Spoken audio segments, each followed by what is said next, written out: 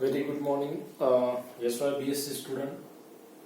Yesterday we have to complete types of ligands. त्या content मध्ये आपण लिगॅन आणि मेटलची स्टडी केली होती. तर बघा आजच्या लेक्चरला आपण कॉम्प्लेक्सोमेट्री टायट्रेशन मधलंच जो काही कंटेंट आहे फॉर्मेशन ऑफ कॉम्प्लेक्स. तर बघा तुम्हाला माहित असेल की मेटल आणि लिगॅन, मेटल प्लस लिगॅन हे जे समजा कॉम्बिनेशन आहे, the combination of metal and ligand म्हणजे दोघांचं जर कॉम्बिनेशन झालं तर काय फॉर्म होतो? Formation of complex. काय फॉर्म होतो इथे? कॉम्प्लेक्स फॉर्म होतो. म्हणजे यालाच आणि हे जे समजा फॉर्म होणार आहे, जे कंटेंट आहे त्याला कॉम्प्लेक्सोमेट्रिक टायट्रेशन असं म्हणजे बोललं जातं. म्हणजेच बघा हे जे काही समजा आपण इंटरॅक्शन करणार आहे हे लॅब वर्क आहे. हे लॅब वर्क म्हणजे लॅबमध्ये तुम्हाला हे परफॉर्म करायचं आहे on the basis of different types of metal as well as ligand असो. म्हणजे तुम्हाला कॉम्प्लेक्स फॉर्मेशन मध्ये अशा प्रकारचं जे काही समजा कंडिशन आहे म्हणजे मेटल आणि लिगॅंडचं इंटरॅक्शन करणं, दॅट इज कॉल्ड एज काय? Complex formation. आलं लक्षामध्ये? तर बघा कॉम्प्लेक्स फॉर्मेशन मध्ये नेमकं काय, आता याची थोडी आपण स्टेटमेंट कन्सिडर करू की a complex is formed by the reaction metal ion with a complexing agent or ligands. म्हणजे बघा मेटल आयन्स आणि लिगॅंड याच्या दोघांच्या कॉम्बिनेशन जे काही फॉर्म होत आहे त्याला आपण कॉम्प्लेक्स असं कन्सिडर करतो. त्याच्यानंतर बघा की metal ion act as a Lewis base because it accept pair of electron. म्हणजे याच्यामध्ये लेविस बेस सारखं काय होते इथे रिएक्शन होते. Lewis base acid base reaction तुम्ही वाचली असेल कदाचित. त्याच्यानंतर बघा की हा जो समजा हे जे रिएक्शन आहे हे रिएक्शन कशा पद्धतीनं म्हणजे फॉर्म होते. तर बघा इथे काय म्हटलेलं आहे की Cu डाय पॉझिटिव्ह प्लस 4 टाइम्स NH3. म्हणजे याच्यामध्ये हा लिगॅंड आहे आणि हा जो समजा कंटेंट आहे हा मेटल आहे, बरोबर. आता याच्यामध्ये इंटरॅक्शन होत आहे आणि after than interaction formation of a complex. म्हणजे इथे काय फॉर्म होऊन राहिला? इथे एक कॉम्प्लेक्स फॉर्म होत आहे. म्हणजे such phenomena it is called as काय? Formation of complex. आता हे जे रिएक्शन आहे हे अशा प्रकारे आपण एक थेरॉटिकली आपण म्हणजे जनरल रिएक्शनच्या माध्यमातून आपण इथे म्हणजे रिप्रेझेंट करत आहे. परंतु हे जे रिएक्शन आहे हा कशा पद्धतीनं फॉर्म झालेला आहे हे इथे आपण काय केलेलं आहे? रिप्रेझेंट केलेलं आहे. परंतु आता त्याचं आपल्याला स्ट्रक्चर लिहायचं असेल तर we can write what is the structural formula. तर त्याचं स्ट्रक्चरल फॉर्म्युला आपल्याला अशा पद्धतीने लिहावं लागेल. म्हणजेच हा जो समजा मेटल आहे कॉपर, या कॉपरला 4 टाइम्स जे काही समजा अमोनिया आहे या अमोनियाने इथे काय केलेलं आहे? कोऑर्डिनेट केलेलं आहे. हे पहिल्यांदा, हे दुसऱ्यांदा, तिसऱ्यांदा आणि हे चौथ्यांदा अशा पद्धतीनं कोऑर्डिनेशन करून काय फॉर्म झालेला आहे? कॉम्प्लेक्स फॉर्म झालेला आहे. म्हणजे अशा प्रकारच्या कंडिशनला काय म्हणायचं? Formation of complex. आलं लक्षामध्ये? म्हणजे हे झालं रिएक्शन मीडिया आणि हे झालं स्ट्रक्चरल फॉर्म. अशा पद्धतीनं काय होते? कॉम्प्लेक्स फॉर्म होते. आणि कॉम्प्लेक्स कशाच्या माध्यमातून फॉर्म होते? मेटल प्लस लिगॅंड दोघांचं कॉम्बिनेशन झाल्यानंतर जे काही समजा तयार होणारा प्रोडक्ट आहे that is called as complex. त्याला कॉम्प्लेक्स असं कन्सिडर करायचं. अँड दिस इज काय? स्टेटमेंट ऑफ काय? Formation of complex. याला आपण फॉर्मेशन ऑफ कॉम्प्लेक्स असं कन्सिडर करू शकतो. त्याच्यानंतर बघा एक रिएक्शन दिलेली आहे. दुसरी रिएक्शन बघा आता फॉर्मेशन ऑफ कॉन्स्टंट असं म्हटलेलं आहे. म्हणजे स्टॅबिलिटी कॉन्स्टंट. आता आपल्याला हा कन्सेप्ट काय आहे हे म्हणजे आपण म्हणजे डिझाईन करणार आहे, स्टडी करणार आहे. तर बघा याच्यामध्ये काय म्हटलेलं आहे? During the formation of a complex ligand Lewis base donates electron pair to metal. म्हणजे इलेक्ट्रॉन पेअर काय करतो? मेटलला डोनेट केलं जातं. याच्यामध्ये मेटल आयन म्हणजे Lewis acid. This reaction is reversible with equilibrium constant. म्हणजे हे जे रिएक्शन आहे हे रिएक्शन रिव्हर्सिबल रिएक्शन आहे असं म्हटलेलं आहे. हे रिएक्शन इक्विलिब्रियम आहे. म्हणजे याच्यामधला ए जो समजा रिएक्टंट आहे प्लस मिळणारा जे काही समजा प्रोडक्ट आहे बी, हे दोन्ही काय आहे? इक्विलिब्रियम आहे.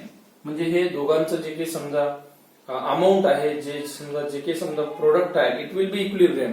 दे आर सेम म्हणजे सारखं आहे असं म्हटलेलं आहे. त्यालाच काय म्हटलेलं आहे? Formation of constant.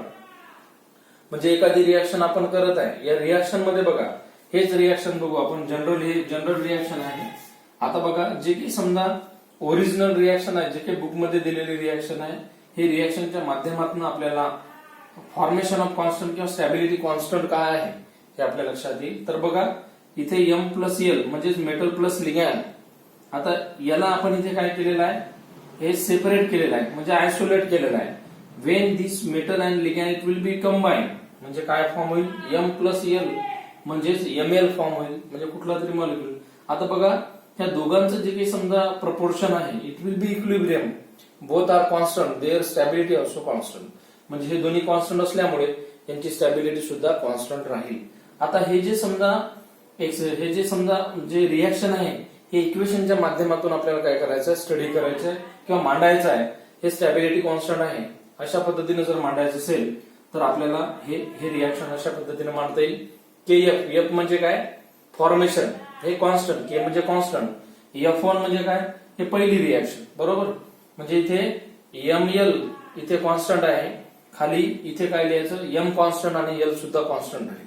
अशा पद्धतीने आपल्याला इक्वेशनच्या माध्यमातून मांडता येईल. त्याच्यानंतर दुसरी रिॲक्शन बघा, इथे एम इथे एल दिलेला आहे आणि प्लस एल म्हणजे बघा ही सुद्धा रिव्हर्सिबल रिॲक्शनच्या माध्यमातूनच फॉर्म होते.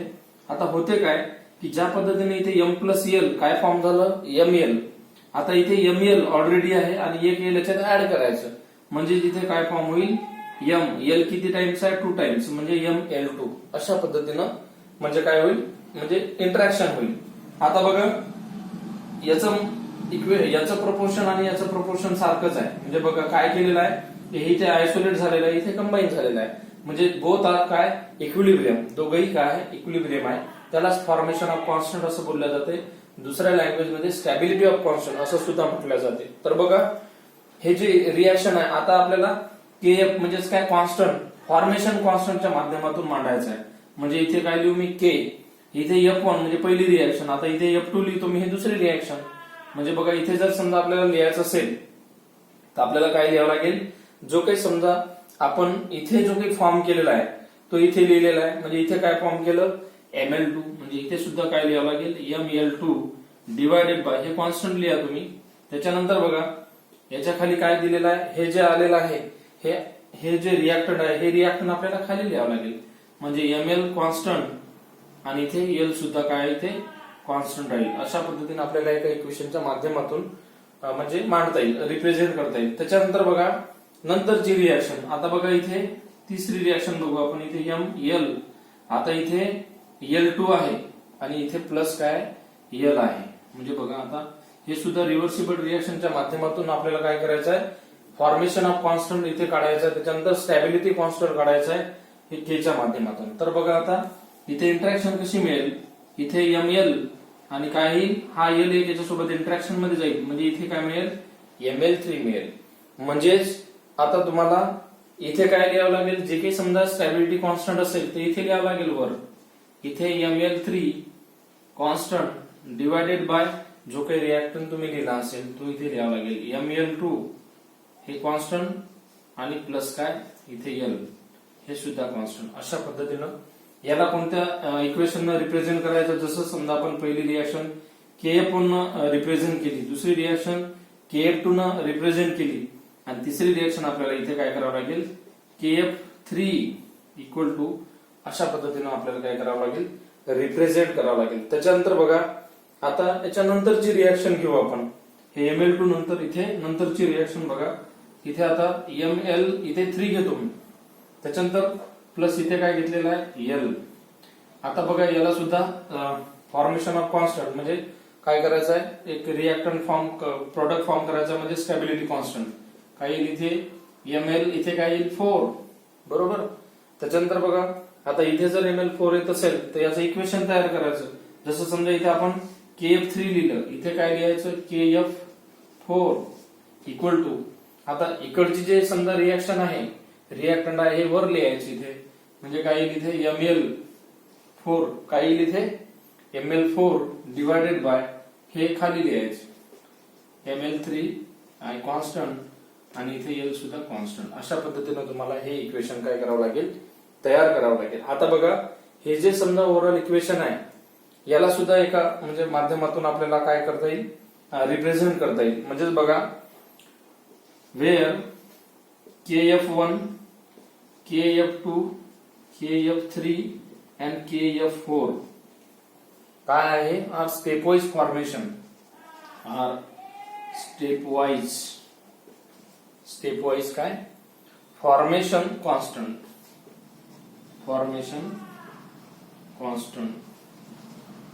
म्हणजे बघा आता तुमच्या लक्षात आलं असेल की फॉर्मेशन कॉन्स्टंट किंवा स्टॅबिलिटी कॉन्स्टंट कशाला म्हणायचं.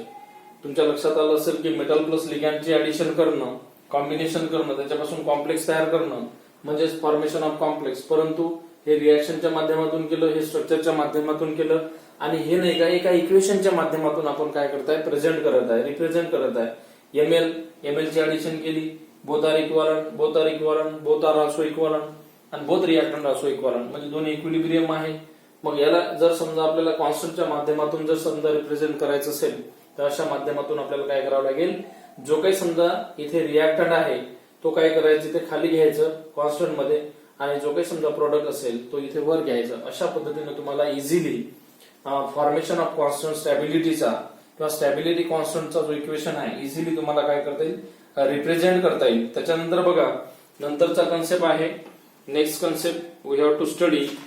बघा नेक्स्ट कन्सेप्ट मध्ये काय दिलेलं आहे, आता हे तुमच्या लक्षात आलं असेल फॉर्मेशन ऑफ कॉम्प्लेक्स म्हणजे काय.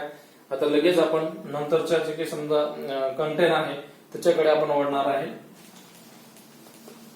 नंतरच्या कन्सेप्टचं जे काही समजा हेडलाईन आहे त्या कंटेंटचं नाव आहे चिलेटिंग एजंट EDTA.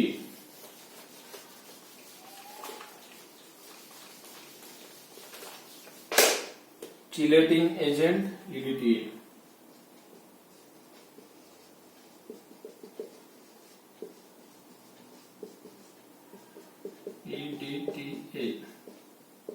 आता बघा, हा जो समजा कंटेंट आहे ऑलरेडी आपण हे डिस्कस केलेला आहे, ऑलरेडी आपण हे स्टडी केलेलं आहे. आता बघा, इथिलीन काय कन्सिडर करू, इथिलीन डायटेट्राअमाइन, म्हणजे बघा आता हा जो समजा कंपाऊंड आहे आपण चिलेटिंग एजंट असं कन्सिडर केलं होतं. म्हणजेच बघा या एक्झाम्पल मध्ये म्हणजे हा जो EDTA आहे हा चिलेटिंग एजंट आहे. म्हणजे याला आपल्याला कशा पद्धतीने रिप्रेझेंट करता येईल, first of all we have to draw what are the structural condition of that particular molecule. म्हणजे बघा याचं स्ट्रक्चरल फॉर्म्युला आपल्याला इथे काढावा लागेल, तेव्हा आपल्या लक्षात येईल की याच्यामध्ये कोणत्या प्रकारची चिलेट आहे, कशा प्रकारचं हा चिलेटिंग एजंट म्हणून ओळखला जातो. बरोबर. तर बघा हा जो समजा मॉलिक्युल आहे याला अशा पद्धतीने रिप्रेझेंट केला जातो. I may write down like this compound is there.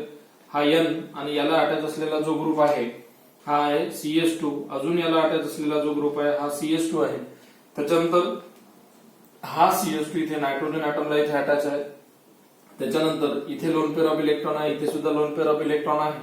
आणि हा जो ग्रुप आहे वन्स अगेन इट इज काय डायरेक्टली बॉन्डेड विथ काय हायड्रोकार्बन्स.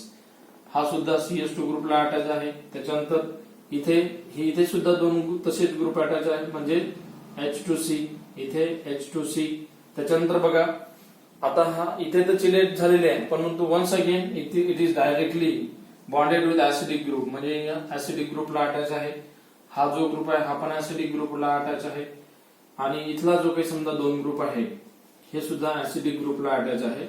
म्हणजे this is the structural formula of काय EDTA. म्हणजे हा जो फॉर्म्युला आहे हा EDTA आहे, ethylene डायटेट्राअमाइन.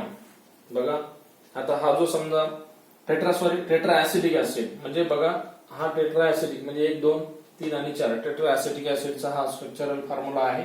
In abbreviation of this compound EDTA, याचं अब्रिव्हिएशन आहे EDTA. आता बघा हा जो समजा जो चिलेटिंग एजंट असं कन्सिडर केलेला आहे. बघा आता इथे काय तयार झालेले आहे, चिलेट तयार झालेले आहे. म्हणजेच बघा इथे नायट्रोजन ॲटम आहे, इथे सुद्धा नायट्रोजन ॲटम आहे. हे वेगळी चिलेट आहे. हे दोन समजा ग्रुप याला अटॅच आहे, हे दोन ग्रुप याला अटॅच आहे. पुन्हा हे दोन एक हायड्रोजन ॲटम कंटेनिंग ग्रुप याला अटॅच आहे. म्हणजे हे जे दोन्ही समजा नायट्रोजन ग्रुप आहे हे दोन्ही नायट्रोजन ग्रुप मध्ये काय झालेलं आहे कुठेतरी असं चिलेट तयार झालेलं आहे. म्हणजे हा याला कोऑर्डिनेट करतो, हा ग्रुप याला कोऑर्डिनेट करतो, हे दोन्ही ग्रुप याला कोऑर्डिनेट करते. पुन्हा हा कार्बन ॲटम कंटेनिंग याला कोऑर्डिनेट करतो आणि याला सुद्धा कोऑर्डिनेट करतो. म्हणजेच या अशा प्रकारचे जे काही समजा कंडिशन आहे this condition it is represented as chelate, म्हणजे याला काय म्हटलेलं आहे, चिलेट असं म्हटलेलं आहे. म्हणून this example it is represented by और it is consider as a chelating agent. याला काय म्हणायचं, चिलेटिंग एजंट. आता बघा हे जे चिलेटिंग एजंट आहे हे कशा पद्धतीनं आपण समजा म्हणजे कशामध्ये जनरली आपण स्टडी करतो, तर बघा in complexometric titration, simple complexometric titration किंवा simple complexing agent like NH3 are generally not use. म्हणजे बघा NH3 ग्रुप हा कन्सिडर नाही केला जात, परंतु बघा काय, because it is single stoichiometric product may be not form. म्हणजे बघा जर समजा ओनली अमाइन ग्रुप जर असता डायरेक्ट म्हणजे NH3 ग्रुप असता तर हा आपण म्हणजे चिलेटिंग एजंट म्हणून म्हणजे इथे आपण कन्सिडर केला नसता. त्यासाठी नाही का इथे जो ग्रुप घेतलेला आहे तो इथे नायट्रोजन ऍटम कंटेनिंग जो ग्रुप आहे तो याला डायरेक्ट समजा म्हणजे कोऑर्डिनेट झालेला आहे. ते ग्रुप हा नायट्रोजनला डायरेक्ट कोऑर्डिनेट झालेला आहे, हा सुद्धा ग्रुप या नायट्रोजनला कोऑर्डिनेट झालेला आहे. पण इथे म्हणजे असं म्हटलेलं आहे की या चिलेटिंग एजंट मध्ये आपण इथे NH3 ग्रुप हा घेतला नसता, कारण की इथे त्याची बॉन्डिंग इथे काय झाली नसती, मॅच झाली नसती, फॉर्म झाली नसती. म्हणून आपण नायट्रोजन ऍटम इथे काय केलेला आहे म्हणजे इथे ऍज अ चिलेटिंग एजंट म्हणून इथे काय वर्कआउट करता, इथे रोल करताय. जर समजा इथलं काय केलेलं आहे 3 हायड्रोजन ऍटम म्हणजे NH3 मधले 3 hydrogen atom it is replace by another group of atom. म्हणजे हे 3 हायड्रोजन ऍटम रिप्लेस करून हे 2 कार्बन ऍटम जोडले आणि हा एक कार्बन ऍटम म्हणजे 3 हायड्रोकार्बन इथे काय केलेला आहे, कनेक्ट केलेला आहे. Replacing of this 3 hydrogen atom आणि only 1 nitrogen atom it will be consider here. म्हणजे अशा प्रकारे याच्यामध्ये चिलेट फॉर्म झालेला आहे. Growing result. त्याच्यानंतर बघा की generally complexometric titration are carried out किंवा work out using polydentate chelating agent. म्हणजे बघा हा एक जो एक्झाम्पल आहे हा एक्झाम्पल कशाचा आहे, पॉलिडेंटेडचा आहे. म्हणजे याच्यामध्ये तुम्हाला एक टाइप्स ऑफ लिगॅंड मध्ये तुम्हाला एक एक्झाम्पल दिलं होतं की EDTA it is mostly responsible for polydentate ligands. आता पॉलिडेंटेड लिगॅंड्स म्हणजे नेमकं काय, आता बघा इथे आपण याला असं कन्सिडर करू दिस इज मेटल आणि this another group it will be काय directly connect with this metal आहे की नाही. म्हणजे अशा प्रकारे आपण कन्सिडर करू शकतो की हे पॉलिडेंटेड लिगॅंड्स आहे. म्हणजे याच्यामध्ये वेगवेगळ्या प्रकारचे काय फंक्शनल ग्रुप आटायचे, म्हणून आपण याला पॉलिडेंटेड म्हणजे लिगॅंड असं कन्सिडर करू किंवा चिलेटिंग एजंट म्हणून सुद्धा आपल्याला ते रिप्रेझेंट करता येईल. त्याच्यानंतर बघा EDTA आर 6 कॉम्प्लेक्सिंग एजंट. म्हणजे बघा EDTA जो आहे याच्यामध्ये 6 कॉम्प्लेक्सिंग एजंट आहे. 6 म्हणजे कोणते, हे 2 4 आणि हे 2 6 अशा प्रकारे 6 कॉम्प्लेक्सिंग एजंट आहे. म्हणजे combination of this 6 functional group and formation of chelating agent आणि काय फॉर्म झालेला आहे, चिलेटिंग एजंट फॉर्म झालेला आहे. त्याच्यानंतर बघा नंतरचा जो कॉन्सेप्ट आहे ते आपण इथे म्हणजे स्टडी करणार आहे. त्याच्यानंतर त्या कॉन्सेप्टचं नाव आहे डिटेक्शन ऑफ एंड पॉइंट. आता त्याच्यानंतर तुम्हाला कदाचित एखाद्या वेळेस असं विचारू शकते की give the structural formula of EDTA at that situation you should draw such type of structure. म्हणजे अशा प्रकारचं तुम्हाला EDTA चं स्ट्रक्चरल फॉर्म्युला इथे तुम्हाला ड्रॉ करावा लागेल. त्याच्यानंतर बघा या कॉम्प्लेक्सोमेट्रिक टायट्रेशन मध्ये अजून एक समजा कन्सेप्ट आहे detection of end point.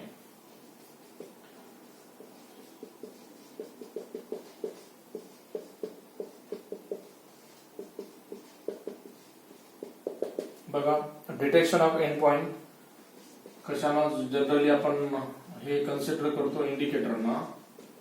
Indicators end point जो आहे जनरली आपण डिटेक्ट करतो on the basis of indicators. म्हणजे बघा जेव्हा समजा एखादा कॉम्प्लेक्सोमेट्रिक किंवा कुठलाही समजा आपण टायट्रेशन करतो to detect the molarity normality as well as when we have to study complexometric titration at that situation we have to detect how much more metal are present in that particular complexometric titration in that solution. म्हणजे complexometric titration मध्ये आपण how much मोर काय metal किती metals ion त्याच्यामध्ये present आहे हे आपण detect करण्यासाठी कॉम्प्लेक्सोमेट्रिक टायट्रेशनचं जनरली आपण यूज करतो. तर बघा हा सुद्धा एक टायट्रेशन जो आहे हा जनरली ब्युरेट आणि म्हणजे कोनिकल फ्लास्क पिपेट आणि इंडिकेटरच्या माध्यमातूनच वर्कआउट करतो. तर बघा त्याच्यामध्ये सुद्धा इंडिकेट जो काही एंड पॉइंट आहे हा अतिशय महत्वाचा आहे. It is essential for the detection of काय डिटेक्शन ऑफ काय म्हणू आपण त्याला, प्रॉपर एंड पॉइंट. म्हणजे जर समजा आपल्याला एंड पॉइंट डिटेक्ट करायचं असेल तर we have to easily use indicators, and these indicators it is very much important role for the detection of काय एंड पॉइंट. म्हणजे एंड पॉइंट म्हणजे बघा, एखाद्या वेळेस तुम्ही टायट्रेशन करत असेल त्या समजा बीकर मध्ये किंवा पिपेट मध्ये, ब्युरेट मध्ये एखादं समजा ब्ल्यू कलरचं सोल्युशन असेल सपोज, त्याच्यानंतर तुम्ही आता टायट्रेट करत आहे, तुमच्या कोनिकल फ्लास्क मध्ये जो काही समजा कंपाऊंड असेल तो पिंक कलरचा कंपाऊंड असेल, ठीक आहे. जेव्हा तुम्ही ब्युरेट मधला एक एक ड्रॉप समजा पिंक म्हणजे कशामध्ये ऍड करा, या कोनिकल फ्लास्क मध्ये, तर बघा हे दोघांचं जे काही समजा कलर आहे हे कॉम्बिनेशन झाल्यानंतर, म्हणजे याच्यामधला एक एक ड्रॉप याच्यात ऍड केल्यानंतर त्या पिंक कलरचं कुठला तरी वेगळ्या कलर मध्ये काय करणं, म्हणजे त्याचं म्हणजे रूपांतर करणं किंवा त्याचं कन्व्हर्शन करणं, आणि कुठला तरी समजा इथे एंड पॉइंट इथे काय होईल म्हणजे आपल्याला मिळणं, that is called as on the basis of indicator. म्हणजे इंडिकेटर जेव्हा समजा आपण याच्यामध्ये ऍड करू, at that situation we have to help for further detection of end point. म्हणजे आपल्याला एंड पॉइंट डिटेक्ट करण्यासाठी इंडिकेटरचं अतिशय महत्वाचा रोल इथे म्हणजे आपल्याला पाहायला मिळेल. तर बघा नेमकं डिटेक्शन ऑफ एंड पॉइंट म्हणजे नेमकं काय, आता हे तुमच्या लक्षात आलं असेल तरी पण आपण एकदा म्हणजे डिस्कस करून घेऊ की end point in complexometric titration can be detected by using external indicator. म्हणजे बघा हा जो समजा म्हणजे जेव्हा समजा आपण हे टायट्रेशन करू कॉम्प्लेक्सोमेट्रिक टायट्रेशन, तेव्हा एंड पॉइंट म्हणजे आपण म्हणजे एक्सटर्नल इंडिकेटर म्हणून आपण जनरल यूज करतो एंड पॉइंट डिटेक्ट करण्यासाठी. इंडिकेटर्स यूज ए कॉम्प्लेक्सोमेट्रिक टायट्रेशन. म्हणजे कॉम्प्लेक्सोमेट्रिक टायट्रेशन मध्ये इंडिकेटर आपल्याला यूज करावंच लागेल. then and then we have to get end point, particular end point or proper end point for further complexometric titration. म्हणजे आवश्यकच आहे. त्याच्यानंतर दिस टायट्रेशन आर देमसेल्फ चिलेटिंग एजंट. म्हणजे बघा आता याच्यामध्ये चिलेटिंग एजंट सुद्धा आहे. आताच तुम्हाला म्हटलं की EDTA generally use as a complexometric टायट्रेशन.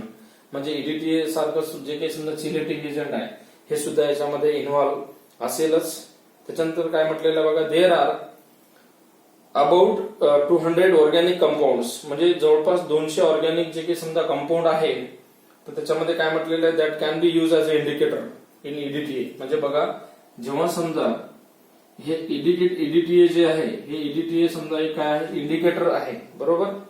EDTA जेव्हा समजा इंडिकेटर इन ईडीटीए टायट्रेशन, म्हणजेच ईडीटीए जनरली आपण टायट्रेशनच्या वेळेस ज्यावेळेस जर समजा म्हणजे टायट्रेशनच्या वेळेस आपण ईडीटीए जर समजा घेतलं असेल for working complexometric titration at that situation, म्हणजे जवळपास 200 पेक्षा जास्त इंडिकेटर म्हणजे जनरली आपण आपल्याला यूज करता येईल असं म्हटलेलं आहे. त्याच्यानंतर बघा काय म्हटलं आहे की आता फॉर एक्झाम्पल कोणकोणत्या प्रकारचे एक्झाम्पल म्हणजे आपल्या लक्षात असणं गरजेचं आहे.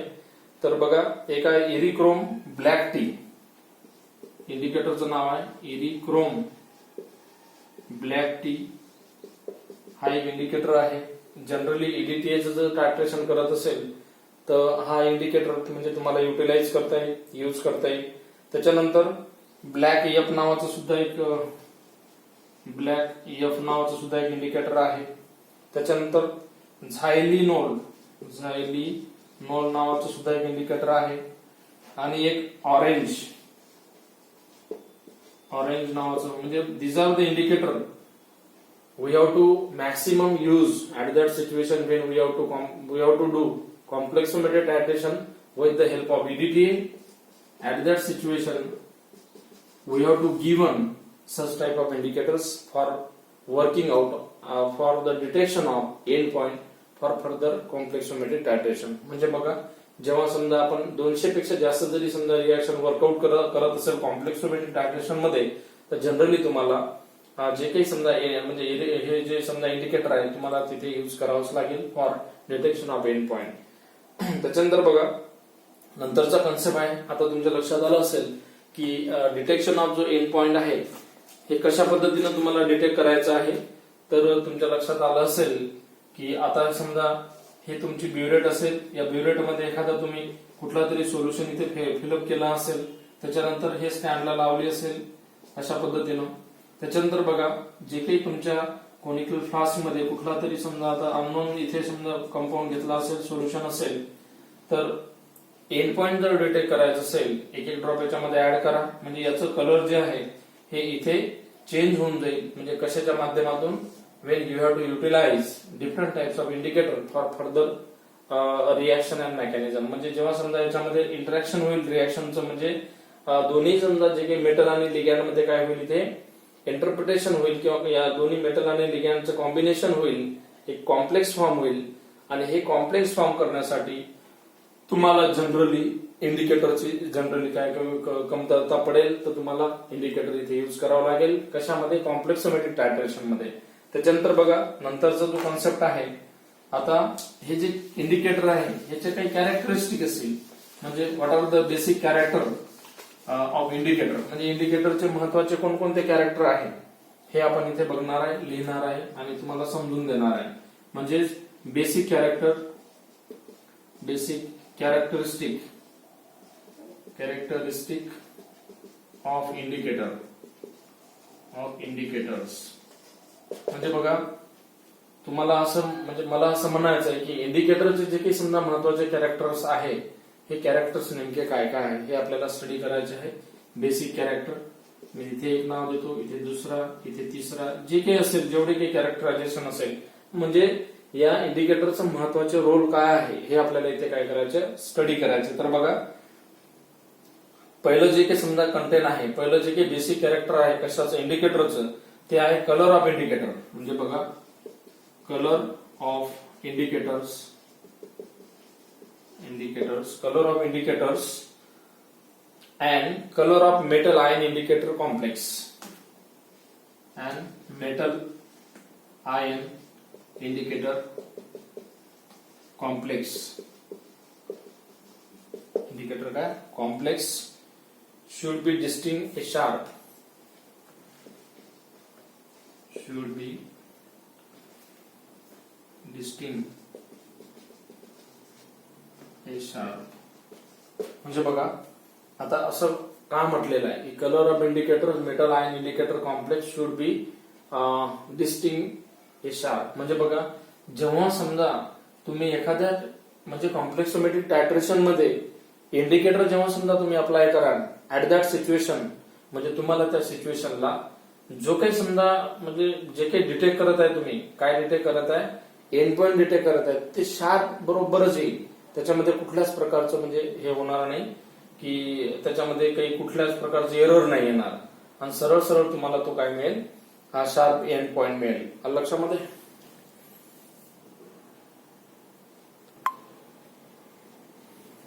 अशा पद्धतीनं हे पहिलं जे काही समजा कॅरेक्टरायझेशन आहे ते तुमच्या लक्षात आलं असेल. त्याच्यानंतर दुसरं कॅरेक्टरायझेशन बघा की metal ion indicators complex should be less stable than metal ion EDTA. म्हणजे बघा जे काही आयन इंडिकेटर आहे, मेटल आयन, दुसरं metal ion indicators.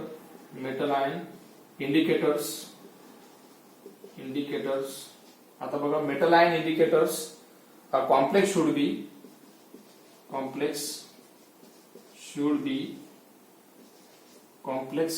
be less than that metal EDTA,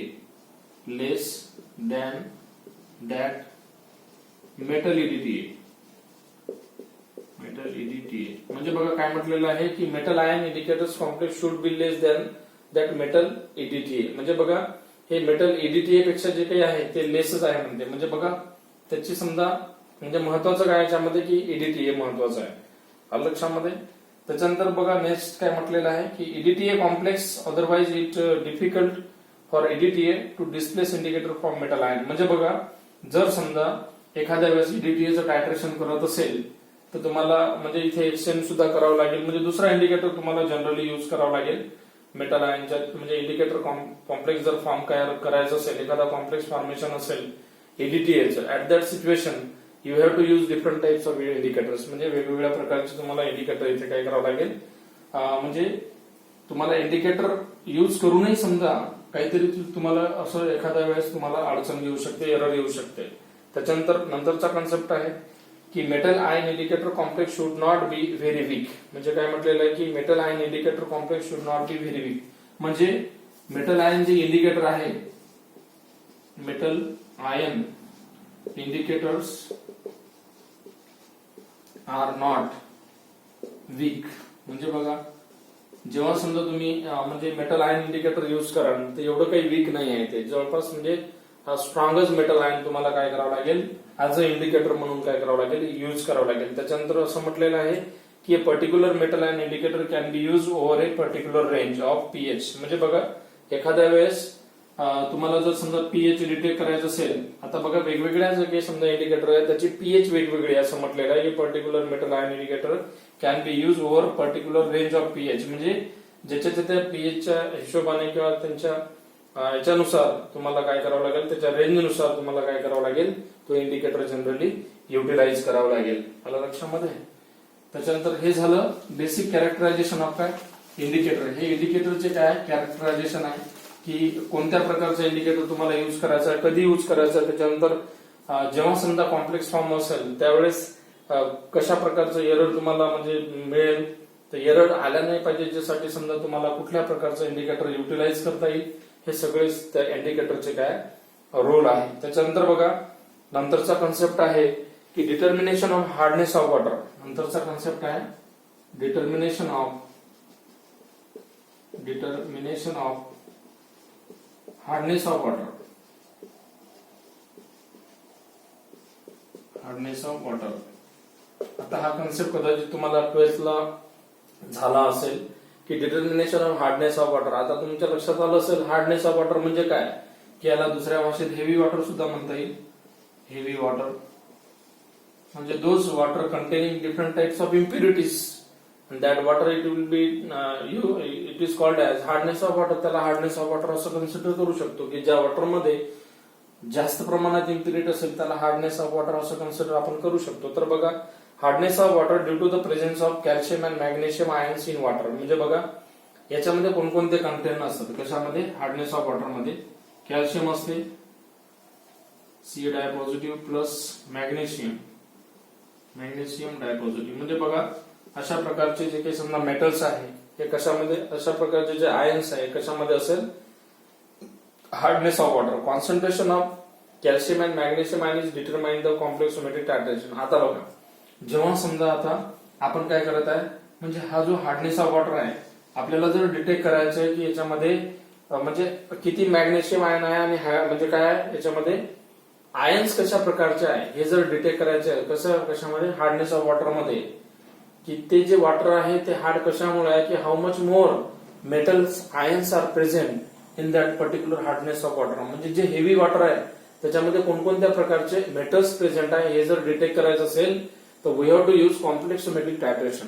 म्हणजे कॉम्प्लेक्सोमेट्रिक टायट्रेशनच्या माध्यमातून आपल्याला जे काही हेवी वॉटर आहे त्याच्यामधलं जे काही समजा कंटेंट असेल आपल्याला डिटेक्ट करता येईल, डिटरमाइन करता येईल on the basis of complexometric titration. त्याच्यानंतर बघा की काय म्हटलेलं आहे, only calcium ion cannot be titrate with EDTA using erio black indicator. म्हणजे बघा, जेव्हा समजा आपण हार्डनेस ऑफ वॉटर जर समजा काय करत आहे, टायट्रेट करत आहे, त्याच्यामध्ये आपण ईडीटीए सोबत जर टायट्रेट करत असेल, ईडीटीए सोबत, तर बघा जे काही इंडिकेटर आहे हे तुम्हाला युज करावं लागेल. इरिको ब्लॅक टी नावाचं इंडिकेटर तुम्हाला युज करावं लागेल.